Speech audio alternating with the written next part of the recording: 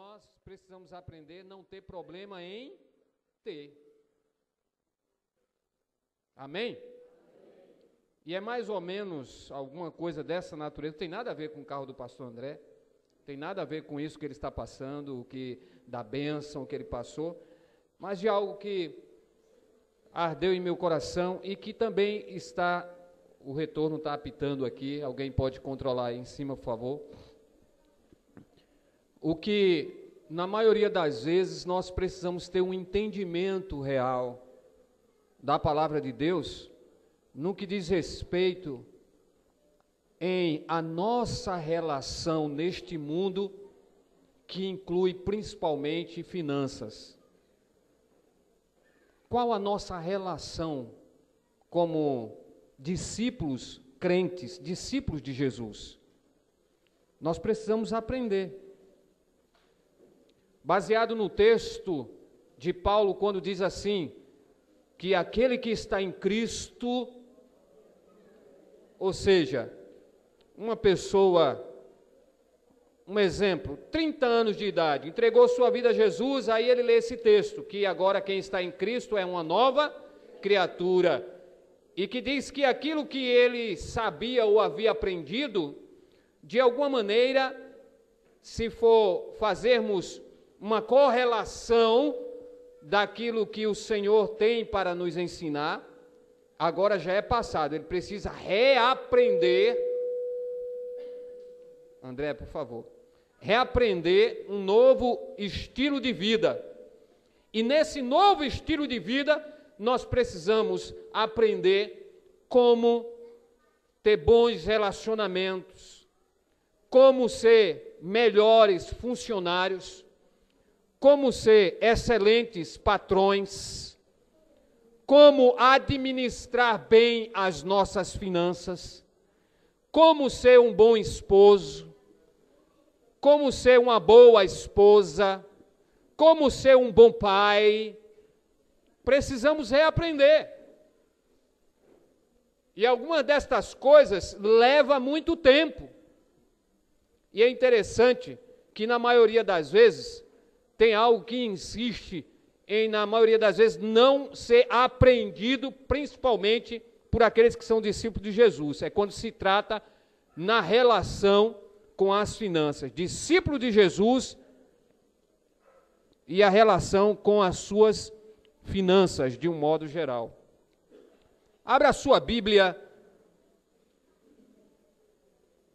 no Evangelho de Lucas, no capítulo 9, no verso 58. Lucas, capítulo 9, verso 58. Quem já foi rápido o suficiente para achar, diga assim, glória a Deus.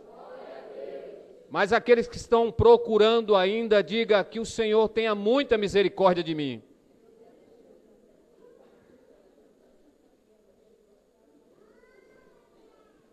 Lucas capítulo 9, versículo 58, diz assim: as raposas têm covis, as aves do céu ninhos, mas o Filho do Homem não tem onde reclinar a cabeça. Preste atenção, vou ler novamente. As raposas têm covis, aves do céu ninhos, mas o Filho do Homem não tem onde reclinar a cabeça. Vou ler pela última vez. As raposas têm covis, as aves do céu ninhos, mas o Filho do Homem não tem onde reclinar a cabeça. Existem muitas pessoas, até líderes religiosos e grandes estudiosos, e você vai perceber isso à medida que eu estiver falando aqui, que usam esse texto, e esse texto que acabamos de ler foi proferido por Jesus, foi dito por Jesus, e usa esse ensinamento baseado em que Jesus era pobre, que vivia de favores, e que não somente isso, Mas logo quando ele começou o seu ministério, ele havia saído da casa dos seus pais e ia ido morar na casa de Pedro, que não deixava de ser morar de favores. Essa ideia, ela ultrapassa gerações, ela não vem de agora, ela já vem de décadas. Ou seja, nós estamos vivenciando uma igreja hoje que de alguma maneira tem uma influência com este ensinamento. Jesus era pobre, vivia de favores e possivelmente morava na casa de alguém, ou de Pedro ou de qualquer uma outra pessoa. Este ensinamento, ele influenciou de uma maneira profunda a nossa relação pessoal com finanças e também influenciou a relação da igreja do Senhor Jesus com finanças. Você quer ver uma coisa? No Natal nós cantamos: pobrezinho nasceu em Belém. As igrejas cantam ou não? De onde é que você acha que veio essa ideia do pobrezinho? Eu tentei pesquisar na internet, mas só que onde eu estava não estava tendo acesso à internet. Eu ia trazer algumas imagens de como Jesus ele é pintado hoje. Os artistas pintam Jesus de uma forma diferenciada. Cada um tem um pensamento acerca de Jesus. Mas na maioria das artes que você vê, Jesus, antes de ser crucificado, ele sempre mostra a imagem de um Jesus pálido, magro, não perfeito assim, mas magro, triste, muito triste, abatido, como se alguém tivesse feito muito mal para ele, não é? Sempre aquela... E alguns filmes até retratam esse Jesus. A maioria dos filmes retratam esse Jesus triste, sério, muito diplomático, muito, né, cheio de si. E por trás disso, como se fosse um pano de fundo, uma humildade. Mas quando nós paramos para perceber a história de Jesus e ler os evangelhos, nós vamos olhar para os evangelhos e vamos perceber que é totalmente diferente dessas imagens que pintam Jesus por aí. Há alguns filmes que mostram Jesus tão feio, mas irmãos, Jesus era bonito, irmãos. Eu creio nisso. Jesus era bonito. Mas mostram um Jesus tão feio, tão desnutrido. Mas é a ideia de que era aquele homem pobre que vivia de favores. E lê esse texto aí, diz, Jesus dizendo, as raposas têm seus covis, as aves têm os seus ninhos, mas o Filho do Homem, ou seja, eu não tenho nem sequer onde dormir. Jesus era um andarilho, vivia perambulando, batendo de porta em porta, pedindo ajuda. Por favor, vocês podem me conseguir um prato de comida? Ou então dormia na casa de alguém. Eu não sei como é que um homem que talvez tinha essa ideia de se dizer que era tão pobre, precisava de um tesoureiro no grupo. Ou então esse tesoureiro era tacanha mesmo, viu? Jesus, dá para arrumar um dinheirinho para o lanche aí? Não, vai lá para a casa de Pedro. Isso aqui é para obra, é para outras coisas. Não dá para absorver essa ideia.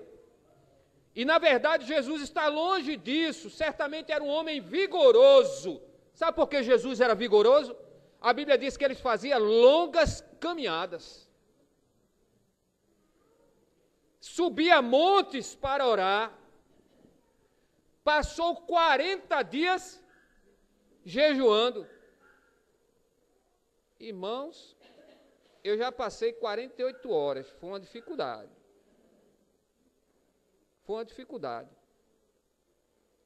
E olha que eu sou extremamente vigoroso. Não parece, né?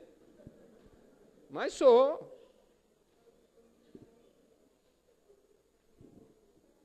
Jesus passou 40 dias jejuando, era um homem extremamente vigoroso, tinha uma saúde que era uma coisa impressionante.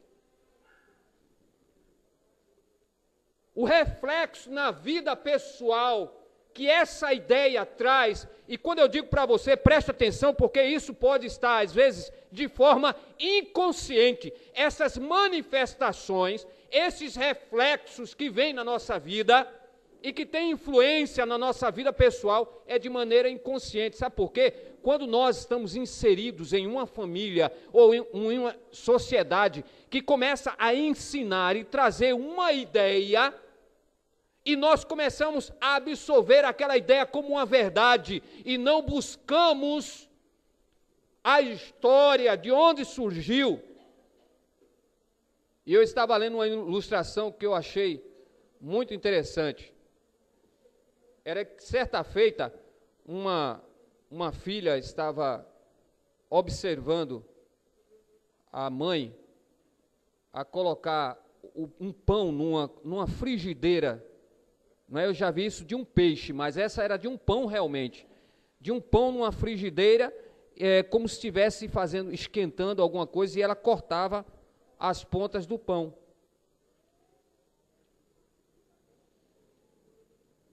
Só que o pão estava todo dentro da frigideira. A frigideira era grande.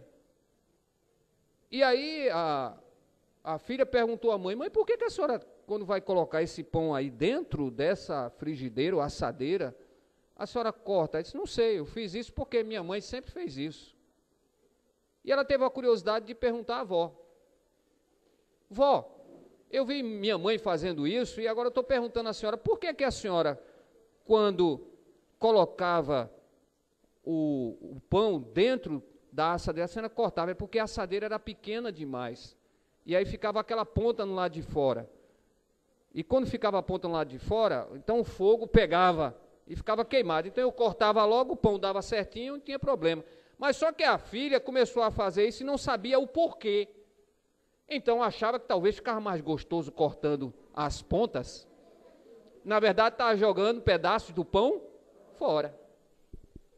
Muitas coisas que nós aprendemos durante a nossa infância e nós não procuramos saber. Uma vez eu estava evangelizando uma pessoa e essa pessoa se emocionou, as lágrimas vinham aos seus olhos, eu percebi que a palavra tocava no seu coração, mas quando eu falei: e aí, você quer entregar a sua vida a Jesus? Eu não posso. Por quê? Porque minha avó era católica, minha mãe é católica, minha bisavó eu soube que era católica, toda a minha família é católica, então eu também tenho que ser católico.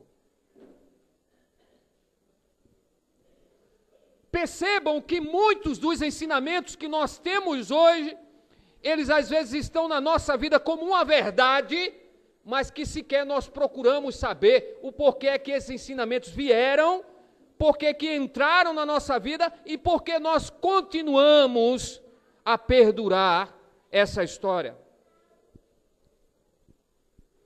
Aí sabe qual é o reflexo que tem na nossa vida? Preste atenção. O que se passa às vezes na cabeça de muitas pessoas de forma inconsciente. Se temos posses ou dinheiro, desenvolvemos um relativo complexo de culpa por possuirmos bens. Se não temos nada, ou temos apenas de modo insuficiente, nós nos conformamos, porque se admitimos que Jesus não teve nada, então nós não temos o direito de ter coisa alguma. Se temos muitas posses, ficamos naquela preocupação: e agora? Pobrezinho nasceu lá em Belém. As raposas não têm os seus covis, os ninhos, as aves do céu. Jesus não tinha nem onde reclinar a cabeça. E eu com tanta coisa aqui, Jesus, ele disse que é mais fácil entrar um camelo pelo fundo de uma agulha do que? Ele disse: pronto. O que é ser rico? Será que eu estou perto de ser rico? Muitas pessoas entram em crise nesses dois extremos. E o que eu quero afirmar para os irmãos não é dizer que Jesus era rico. Não é isso. Eu não estou dizendo aqui que Jesus era rico, mas eu tenho uma absoluta certeza que Jesus não era pobre. Que foi uma ideia completamente distorcida acerca de Jesus. Por alguns pensarem em afirmar que Jesus era pobre, de viver de um estilo de vida conformado com a pobreza, ou de não ter sequer o suficiente, ter abundância para poder, inclusive, ajudar outros, não fazia parte da sua agenda de vida ou de sonhos. E isso não era verdade. Não era. Jesus era uma pessoa extremamente bondosa.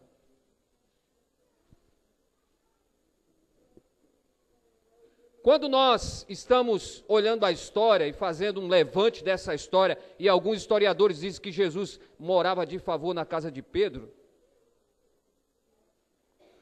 uma das provas que nós podemos tirar justamente da palavra de Deus é de quando Jesus passou para chamar os discípulos, Pedro foi um dos que Jesus disse, deixa tudo e me segue. Quem deixou tudo foi Pedro para seguir Jesus, não foi Jesus que foi seguir a Pedro. Muitos daqueles discípulos realmente deixaram tudo, deixaram suas redes, deixaram o seu trabalho, deixaram a sua casa, deixaram a sua profissão, abandonaram tudo para seguir a Jesus.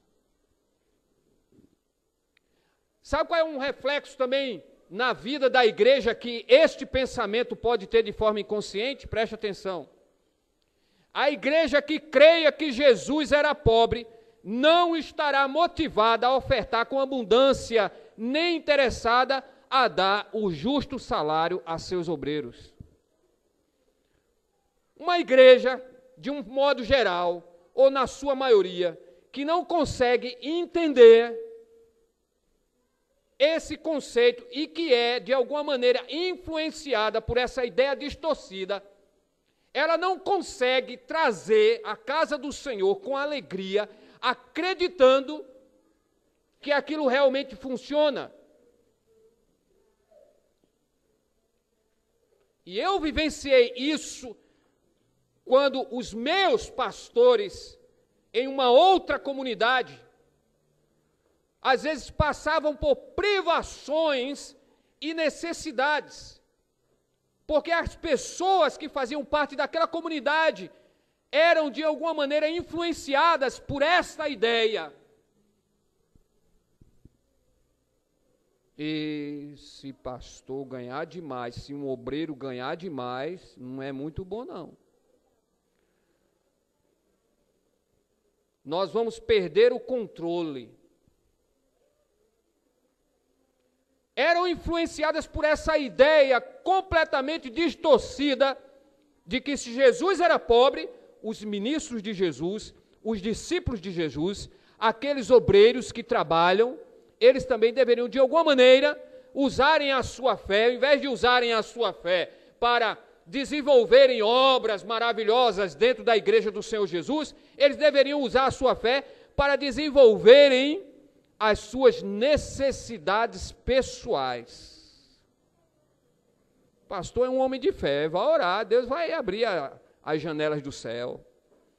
Os obreiros, Deus vai abrir as janelas do céu. Os missionários que sofrem, porque às vezes recebem tão pouco, não são valorizados pelo seu trabalho. E a palavra de Deus nos mostra, nós vamos ver num texto mais à frente, que diz que aqueles que presidem bem, aqueles que ministram a palavra, aqueles que se dedicam tão somente à palavra, devem receber duplos honorários.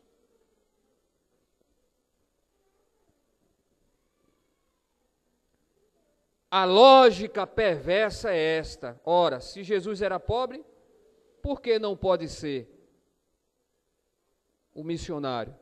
Por que não pode ser o pastor?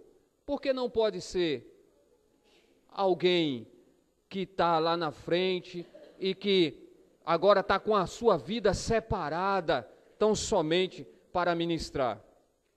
Uma igreja que assim procede, irmãos, identificará isso como uma espécie de manto de humildade. E às vezes essa atitude não é uma atitude de querer ver miséria, não, é porque foi influenciada por essa ideia. E fica usando isso como humildade.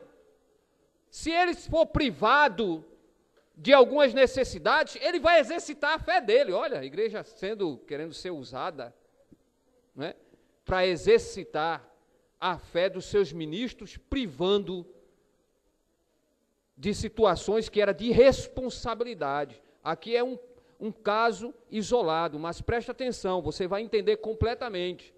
Eu não vim aqui falar de salário de pastor, coisa dessa natureza. Eu vim falar aqui de uma ideia distorcida e que isso reflete no meu e no seu bolso, no dia a dia. São coisas que estão preparadas para mim e para você diariamente, preparadas por Deus, mas que o diabo, de alguma maneira, ele se aproveitou de uma situação, distorceu uma ideia completa e precisa fazer o seguinte: você agora é crente, você agora é um servo de Deus, então você tem que ser agora humilde. E a ideia de humildade é uma ideia de humildade pobreza. E a palavra não nos ensina isso. Paulo contradiz totalmente esse pensamento, e aí vem o texto. 1 Timóteo capítulo 5, versículo 17, diz assim: os presbíteros, e a palavra presbítero aqui está relacionada a pessoas que dirigem congregações, pessoas que estão na direção de uma igreja, pessoas que coordenam um local onde pessoas se reúnem para adorar a Deus. 1 Timóteo capítulo 5, versículo 17 diz assim: os presbíteros que governam bem sejam estimados por dignos de duplicada honra, principalmente os que trabalham na palavra e na doutrina. Jesus, irmãos, não era desprovido de recursos financeiros. Mas eu digo aos irmãos e afirmo que ele vivia na plenitude da bênção de Deus, inclusive nesta área. Ele tinha um estilo de vida simples. Isso é verdade, mas não pobre. Jesus era para todos os efeitos um homem próspero. E aí deixa eu dizer para você o que é prosperidade. Se você ainda não aprendeu o que é prosperidade, preste atenção no que é prosperidade. Um conceito interessante que eu achei aqui é que diz o seguinte: prosperidade é ter mais do que o suficiente para suprir as suas necessidades e ainda tem as sobras para investir no reino de Deus e para ajudar o pobre. Mas eu tenho um outro conceito de prosperidade. Prosperidade é você conseguir viver num padrão acima daquilo que o seu salário pode dizer o que é. Você deu para entender? Prosperidade é você viver num padrão acima daquilo que seus recursos financeiros está dizendo do que você pode viver. Isso é prosperidade.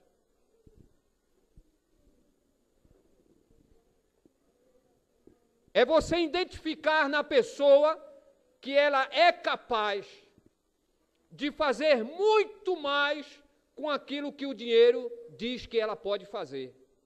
Uma pessoa dessa não é controlada pelo dinheiro. Vou abrir um parêntese aqui. Isso é algo que preocupa muito todo pastor e preocupa o serviço pastoral desta igreja. Sabe por quê? Porque eu já vivenciei, eu já estive nesse lado. Você não precisa me responder e você não vai responder, mas você vai ficar com você, mas eu vou perguntar. Desses que estão aqui, quantos estão enrolados financeiramente? Você não precisa levantar a mão. Estão com problemas em SPC. Irmãos, eu já vi gente no SPC que nunca trabalhou, mas já estava no SPC. Estão com problemas no Serasa, deve na barraca da esquina, cruza lá ali a pista para não passar pela loja do vizinho, porque ele está devendo também. A casa dele é cheia de gato e macaco. Sabe o que é isso? E tem uns que são tão ousados que não é mais macaco, é um gorila mesmo, porque esse camarada, além de puxar um bico clandestino, ele ainda ligou ar-condicionado, computador, ele saiu ligando tudo que tem direito, ainda chama o vizinho, entra aí também.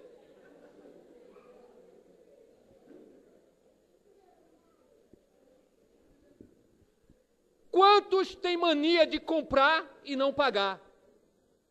Mania, virou vício, mas deu certo. Já tem alguns que dizem assim, depois de 5 anos prescreve. A gente compra, faz a dívida, 5 anos prescreve, fica novinho em folha e compra de novo.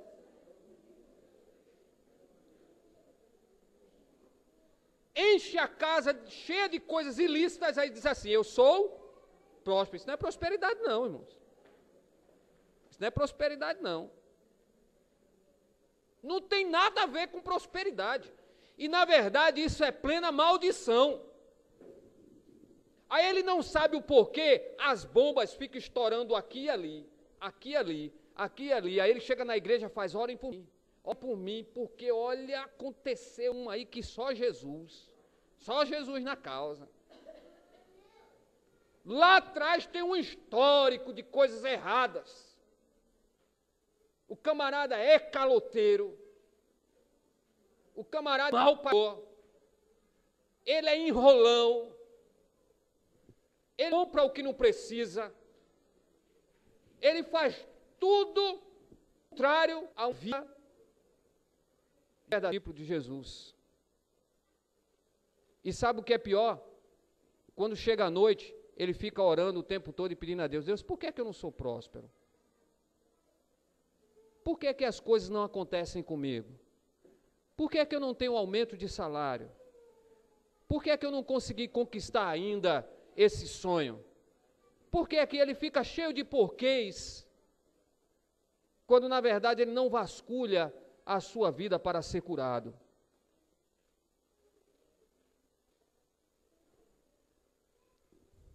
Prosperidade, irmãos, é muito mais daquilo que a gente tem pensado até hoje. Sabe, existem alguns textos na palavra de Deus que até podem ser utilizados para sustentar que Jesus era pobre. Posso dizer alguns deles. Primeiro, Jesus não tinha onde reclinar a cabeça, esse que nós acabamos de ler. Se você vê no versículo 51, deixa eu ver se é 51, capítulo 9, Lucas capítulo 9, que acabamos de ler, a partir do verso 51, eu vou ler e prestem atenção ao texto. E aconteceu que, completando-se os dias para a sua assunção, manifestou-me o firme propósito de ir a Jerusalém, e mandou mensageiros diante da sua face, e indo eles entrarem numa aldeia de samaritanos para lhe prepararem pousada, mas não o receberam porque o seu aspecto era como de quem ia a Jerusalém. E os discípulos Tiago e João, vendo isso, disseram, Senhor, queres que digamos que desça fogo do céu e os consuma como Elias fez também? Voltando-se, porém, repreendeu-os e disse, vós não sabeis de que o Espírito sois, porque o Filho do Homem não veio para destruir as almas dos homens, mas para salvá-las. E foram para outra aldeia.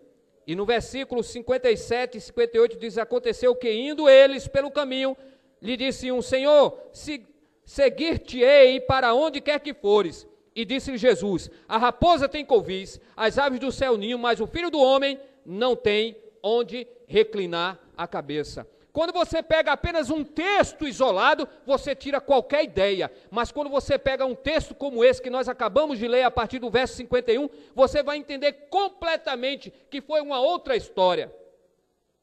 Depois de estarem com os discípulos, depois de ter uma discussão entre os discípulos de quem seria o maior no reino dos céus, depois de Jesus ter curado um paralítico, um jovem lunático, depois do monte da transfiguração, então diz que próximo os dias da sua assunção, próximos os dias em que ele estaria indo embora de vez para os céus, ele teve vontade de ir para Jerusalém.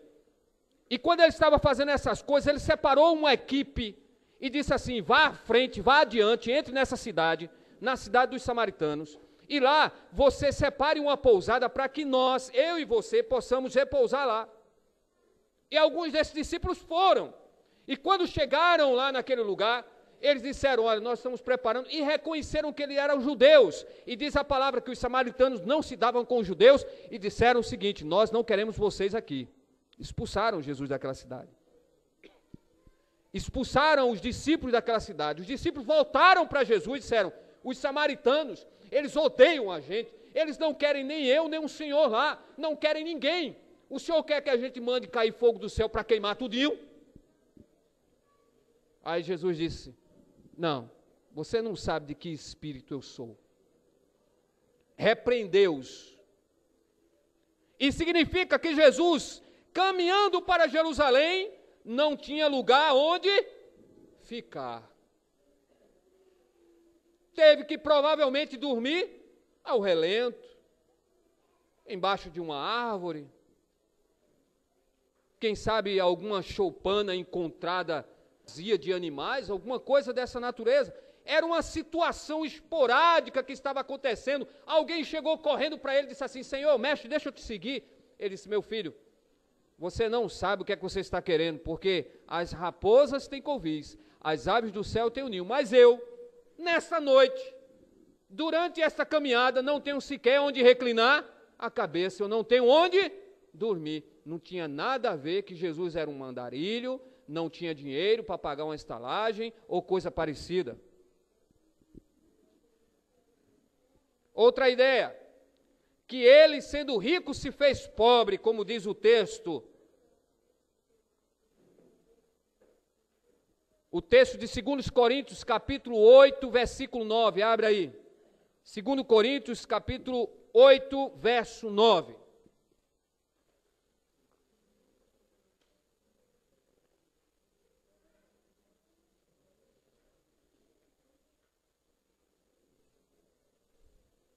Diz assim: porque já sabeis a graça de nosso Senhor Jesus Cristo, que sendo rico por amor de vós, se fez pobre, para que pela sua pobreza enriquecesseis. Alguns já usam esse texto para dizer o seguinte: Jesus era muito financeiramente, mas para vir para aqui ele se fez financeiramente. O texto não está querendo dizer isso. Se nós observarmos o que vem antes e o que vem depois, nós vamos entender. O que vem antes? Nós estávamos falando de uma igreja da Judéia que precisava de ajuda. E era uma igreja financeiramente pobre. Estava passando por muitas dificuldades financeiras. E aquela igreja que estava ali, que havia recebido essa informação de que aquela igreja estava passando uma dificuldade financeira muito grande,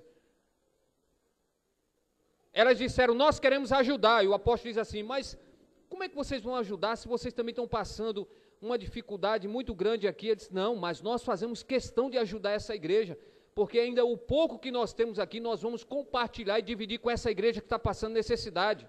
Aí o apóstolo Paulo faz: porque vocês já conhecem a graça do nosso Senhor Jesus Cristo, que sendo rico, se fez pobre. Ele está falando de uma atitude que Jesus teve. Jesus era uma pessoa extremamente rica num reino espiritual, e este se submeteu a um estado de pobreza humana Por quê? Porque, como sendo homem, ele passa agora a se submeter às limitações humanas. Mas ele diz no texto, para que pela pobreza de Jesus, ele pudesse enriquecer a cada um de nós. Quem depois que se converteu aqui, ganhava 1 salário e agora ganha 1000 salários, agora é milionário e rico. Deu para entender, irmão? Que a riqueza que ele está falando aqui não tem nada a ver com a riqueza financeira. Mas eu posso dizer, espiritualmente, que a partir do momento em que pela pobreza dele, ele tornou a mim e você rico, espiritualmente falando, é de que, como limitados a esse corpo humano, cheio de pecado, cheio de condenação, nós passamos da morte para a vida, logo nós somos milionários. Amém? Nós somos ricos em Cristo Jesus. Porque para nós aquilo que estava reservado, que era o lago de enxofre, de fogo, quer saber a segunda morte, agora está reservado para nós mansões celestiais. Você que era pobre, agora você é rico. Paulo faz uma comparação entre a vida de riqueza, de glória de Jesus tinha no céu e a vida limitada que nós temos no corpo físico, nada mais do que isso. Um outro argumento que pode ser utilizado quando diz assim, é difícil um rico entrar no reino dos céus. Jesus falou isso, os ricos devem ter tremido na base. Mas graças a Deus, até porque Jesus falou assim, é impossível um rico, ele falou isso. Sabe por quê, irmão? A missão de Jesus, vir esse mundo, foi morrer pelos nossos pecados. Lucas capítulo 19, versículo 10 diz, porque o Filho do Homem veio buscar e salvar o que se havia perdido. Buscar e salvar o que se havia, diga novamente, veio buscar e salvar o que se havia.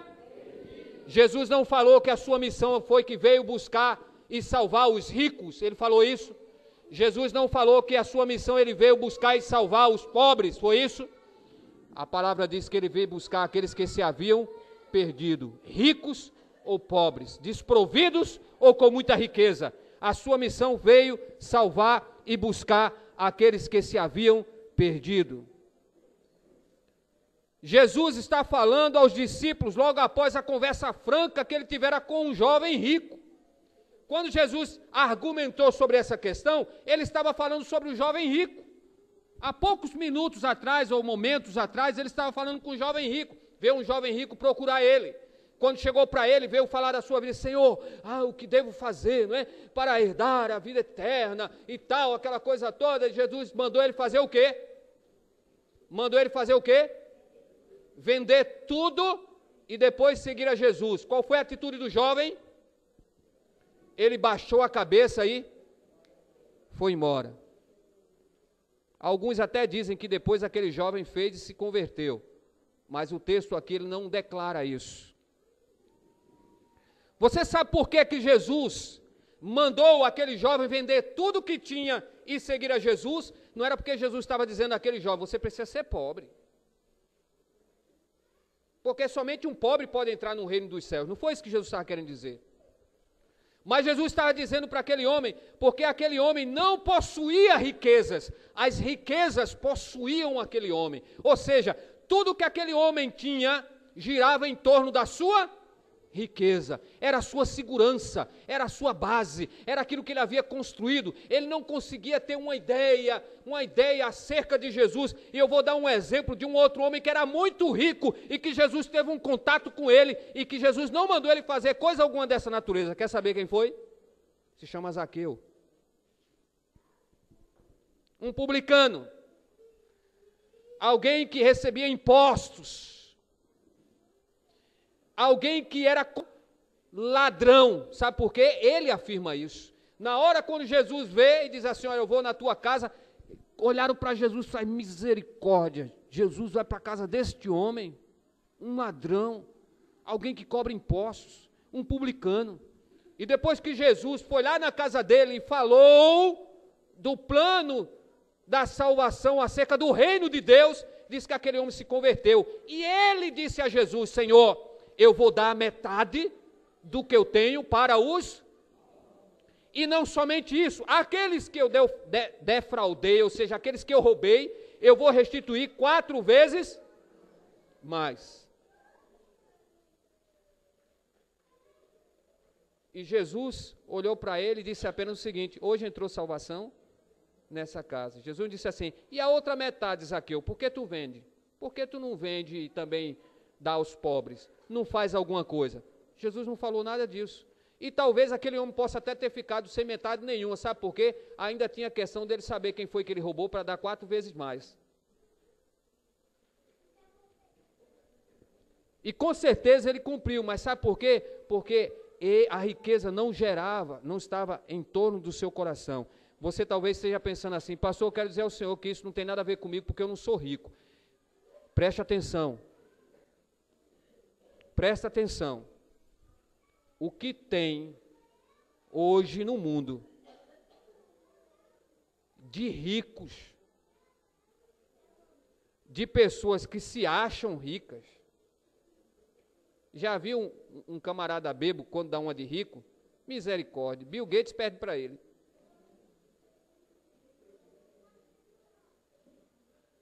Uma pessoa às vezes que não tem nada e que quando chega contando vantagem, dizendo que tem as coisas e tal, aquela... Eu conheci um sujeito que depois ele contando, ele alugava carros. Ele gastava dinheiro do seu bolso alugando carros, assim, até carros bonitos, para chegar em frente a um local onde uma jovem trabalhava alguma coisa para tentar impressioná-la e depois dizer que aquilo era dele. E eu ficava perguntando, e depois quando ela souber que aquilo que você fez não é teu, como é que... Ah, isso aí eu penso depois.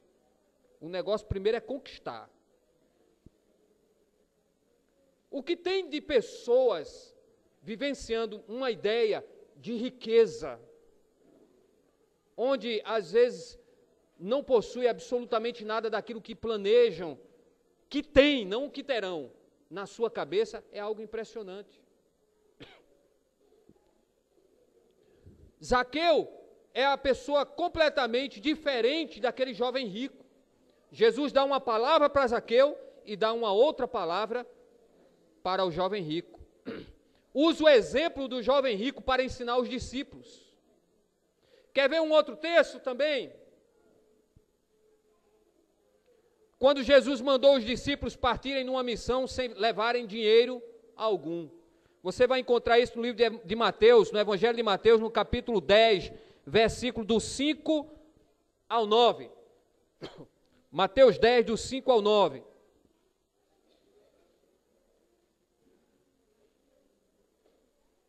Diz assim, Jesus enviou estes 12 e lhe ordenou dizendo, não ireis pelo caminho dos gentios, nem entrareis em cidade de samaritanos, mas ide antes as ovelhas perdidas da casa de Israel, e indo pregar dizendo, é chegado o reino dos céus. Curai enfermos, limpai leprosos, ressuscitai mortos, expulsai os demônios, de graça recebeste, de graça dai. Não possuais ouro, nem prata, nem cobre em vossos cintos, nem coisa alguma que pudesse chamar a atenção. Jesus era extremamente estratégico. Quando ele pegou esses discípulos e pediu para que eles fossem e saíssem, Jesus conhecia por onde os discípulos estariam andando. Ele saberia como as pessoas iriam recepcionar essa mensagem do reino de Deus. Não significa que Jesus enviou esses discípulos completamente lisos, sem nada no bolso. Vão pela fé, deixe que as coisas simplesmente aconteçam. Não é isso que o texto está querendo dizer. Não é isso que o contexto, ao ser analisado, está querendo dizer. Aqueles homens se prepararam, eles planejaram, eles sabiam o que tinham que fazer durante a sua viagem.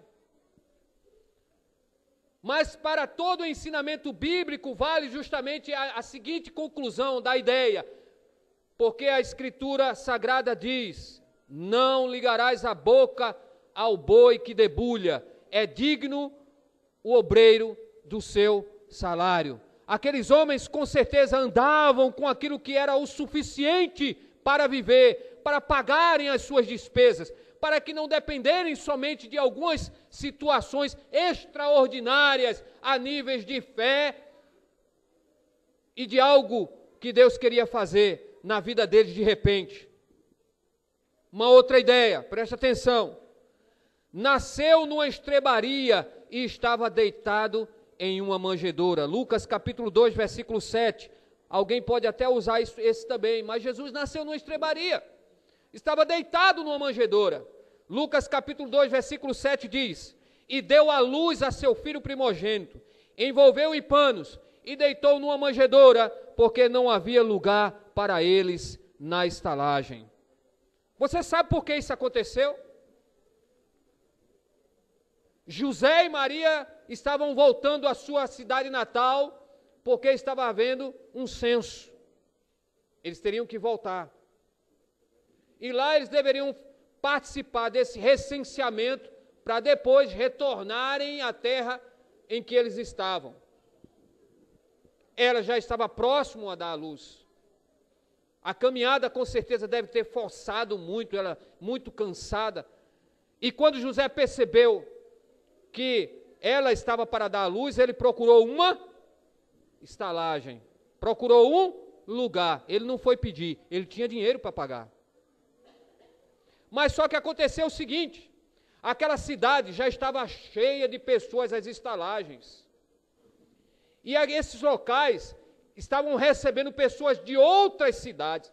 Provavelmente até encontrou algum lugar com uma vaga lá. Mas quando souberam que era uma mulher grávida, eles não aceitaram. Por quê? Maldade. A lei dizia o seguinte: onde uma mulher estivesse em dias, ou estivesse, no caso, para ter um bebê, e ali pudesse estar expelindo sangue, quem estivesse próximo ficaria contaminado. E pela lei deveria passar 7 dias em reclusão. Ora, se uma estalagem que tinha ali várias pessoas, chegasse uma mulher para ter um bebê, o que ia acontecer? Quem tivesse ali ia ficar impuro. Não ia poder participar de absolutamente nada durante uma semana. Ou saía todo mundo para ficar aquela mulher, ou então todo mundo iria ficar impuro ali. E aí o dono lá da estalagem, sabendo que grande iria ser o prejuízo, ele não abria mão disso. E eles saíram procurando, né? Não tem vagas, não tem lugar. E aí teve alguém que se compadeceu e disse assim: eu tenho lá atrás, porque pelo menos lá atrás nós não vamos ficar impuros.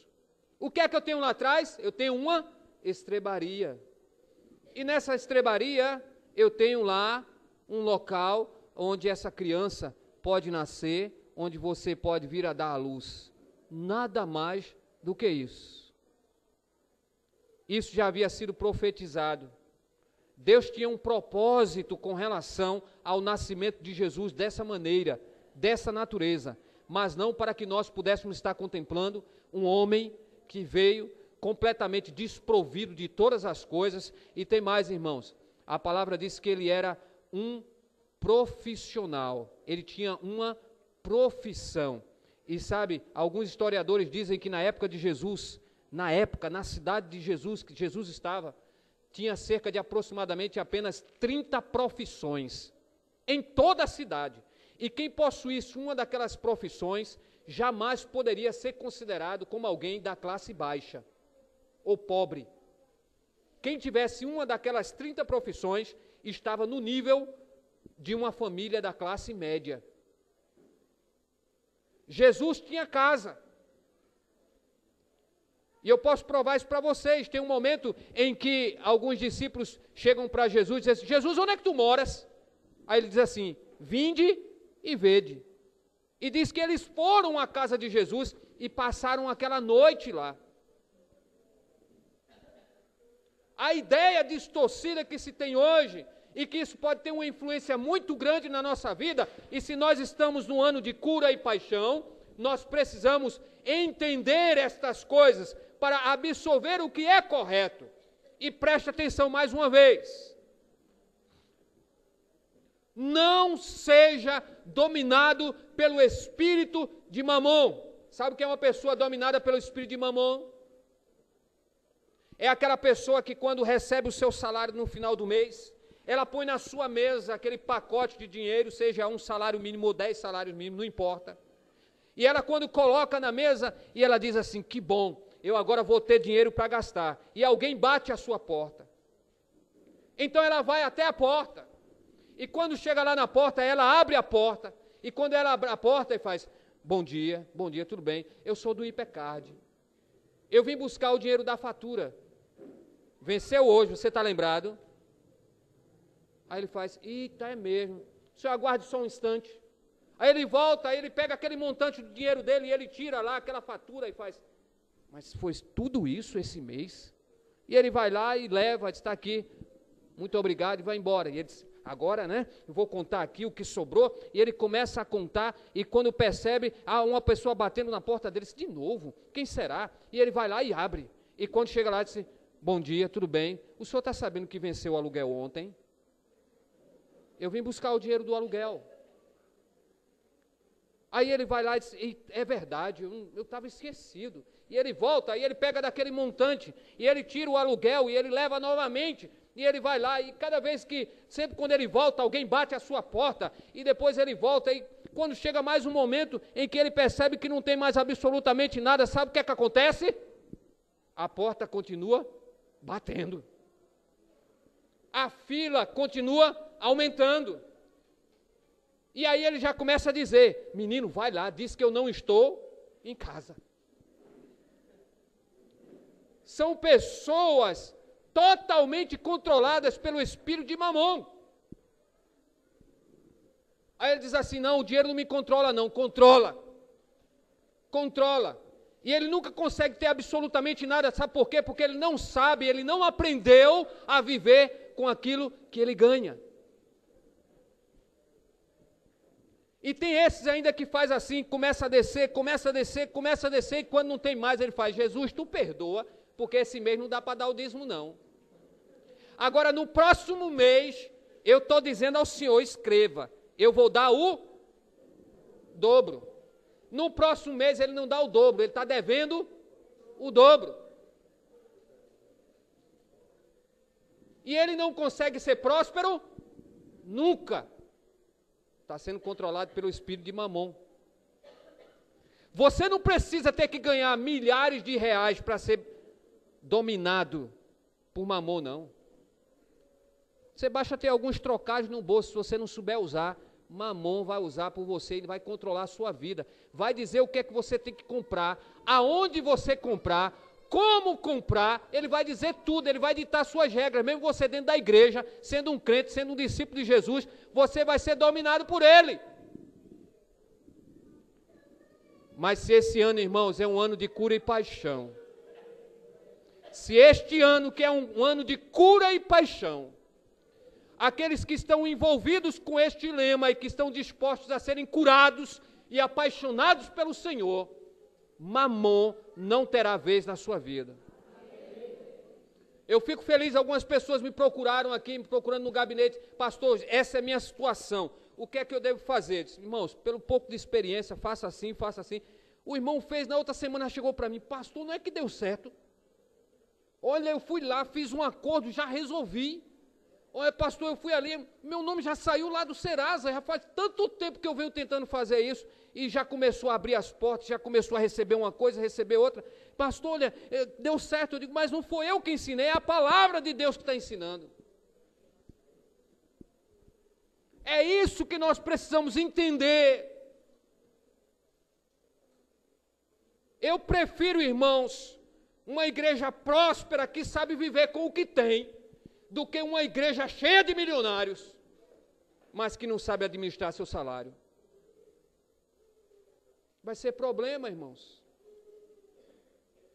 Deus é testemunha de muitas vezes em que estive ali e que estava ali junto com o Adriano e a gente estava percebendo as finanças e de repente abro um envelope ali e quando eu abro aquele envelope eu vejo um beija-flor assim, irmãos. Beija-flor R$2, não é? Aí eu vejo um beija-flor assim. Irmãos, a lágrima quase cai dos olhos de alegria. De alegria, sério. De alegria. Sabe por quê? Porque eu sei quem foi que trouxe aquele beija-flor. E a dificuldade que foi para aquela pessoa e na sua fidelidade de entregar aquele beija-flor. Naquilo meu coração vibra naquele momento porque eu sei, esse mês nós vamos pagar todas as contas. Eu sei disso. E é dito e feito. Porque não está no montante em que é colocado ali, mas é na fidelidade que é colocado sobre aquele montante que se dá. É aí onde está o resultado.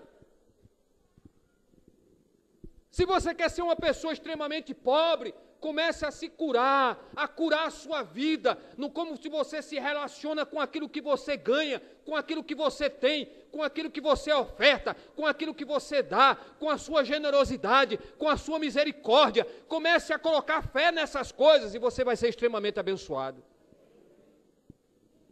Comece a acreditar no retorno. Não fique dizendo assim, será? Será? Jesus, será? Se você não consegue acreditar, também não continue dando. Senhor, eu quero acreditar, eu quero ter fé, eu quero acreditar, eu quero ter fé. Continue e comece a acreditar. E você será extremamente abençoado, irmãos. Será abençoado. Se nós estamos querendo ser um povo curado e apaixonado. Apaixonado por Jesus e escravo de Mamon. Tem condições, irmãos? Me diz. Tem condições? Não tem, irmãos.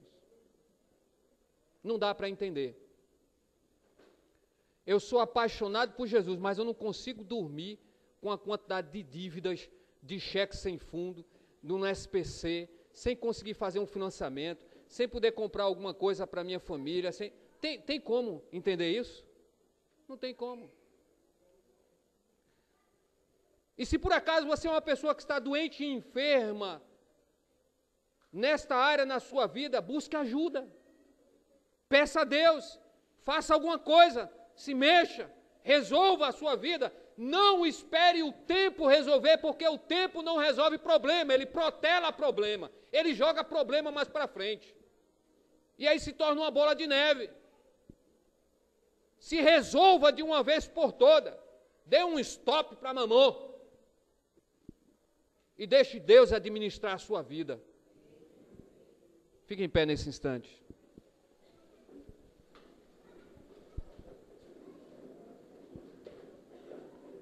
Pastor, Jesus era rico financeiramente? Provavelmente não. Porque para viver um estilo de vida simples que ele vivia, para ser rico, não tem como defender essa tese. Não tem. Pastor, Jesus era pobre? Com certeza não.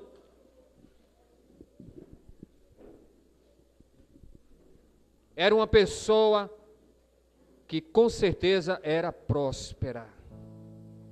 E que tudo que estava em suas mãos, ele sabia como investir bem. Se você não sabe investir o que está nas suas mãos, ou você procura ajuda, ou coloque na mão de quem sabe.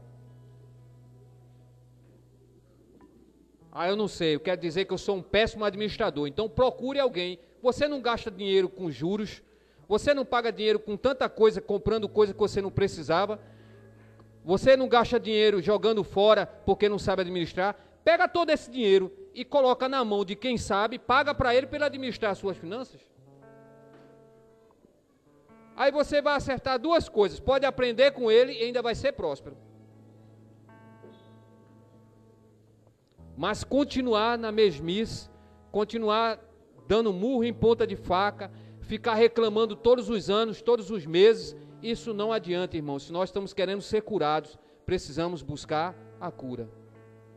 Amém? Se você está precisando de oração nesse instante, baixe a sua cabeça. Eu vou orar a Deus. Vou pedir ao Senhor que Ele possa ajudar. E eu sei que Ele quer ajudar. Mas se você quer ser ajudado nesta área da sua vida, saber se relacionar bem com aquilo que você possui, com aquilo que você tem, com aquilo que você ganha, onde investir, como abençoar outras pessoas. Você não sabe por onde começar, não tem problema. Basta pedir ao Senhor. Ele vai orientar você. Ele vai dizer a você. Ele vai instruir a sua vida. Ele vai multiplicar. Eu creio nisso. Eu creio nisso. Irmãos, eu creio nisso. Eu creio nisso. Eu creio que Deus, assim como já tem multiplicado na vida de muitos aqui, Ele quer multiplicar mais ainda. Você que já tem essa ideia, que sabe, então você tem que colocar isso dentro da sua vida de uma maneira mais intensa ainda, porque se Ele multiplicou até hoje, é porque Ele quer multiplicar mais ainda. Quem é fiel no pouco, é fiel no muito. Se você consegue ser fiel no pouquinho que você tem hoje, continue fiel, você vai ter muito. E quando você tiver muito, então continue sendo fiel, porque você vai ter mais.